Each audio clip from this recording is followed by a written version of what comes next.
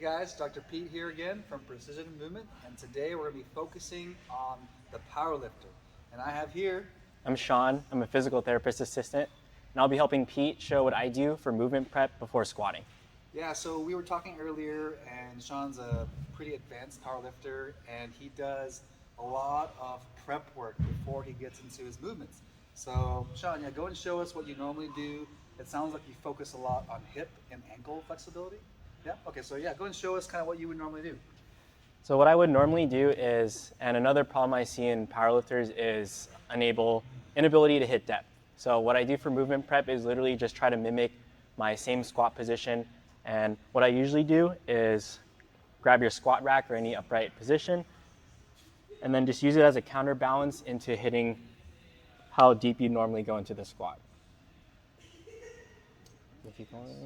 How long would you hold the squat for usually? Maybe like 10 to 15 seconds. So I would not do it for like 1 to 2 minutes. I would spread it out between multiple sets depending how tight my hips are that day before I go for squatting. Okay, gotcha. How would you progress from there? Let's say that looks like a non-weighted type of stretch. How would you progress from there? Sure. I would actually add another weight. So I'll take a 25-pound weight or whatever you feel like it's comfortable and just hold it out in front of you and then just sit down into your squat. Really focus on keeping your trunk really upright while also trying to drive your knees forward to improve that ankle dorsiflexion.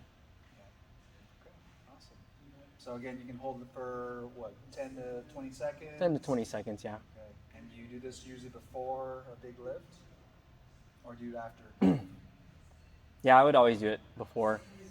Even after, maybe in between sets, because as I'm warming up with the bar, I'm kind of just feeling where I'm tight and where I feel like I need to improve on. So if I need it a little bit more, I'll do a little bit more. But if I don't and I feel pretty warm, I'll kind of just play it by ear. Gotcha.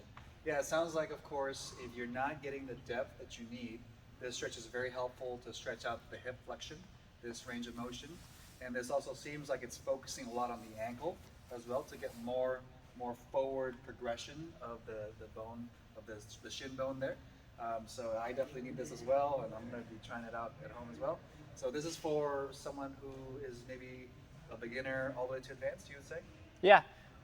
For powerlifters in competition, we're required to squat a little bit below parallel. That's what counts as a good lift.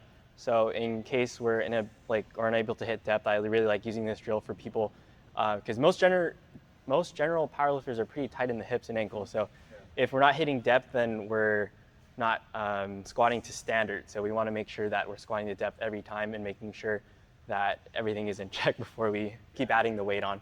Definitely. Yeah, so obviously this is a simple tip to try. If you're having pain or movement limitations with this, definitely go seek out professional help from a physical therapist, from a movement expert, and that way they can develop a specific plan for you.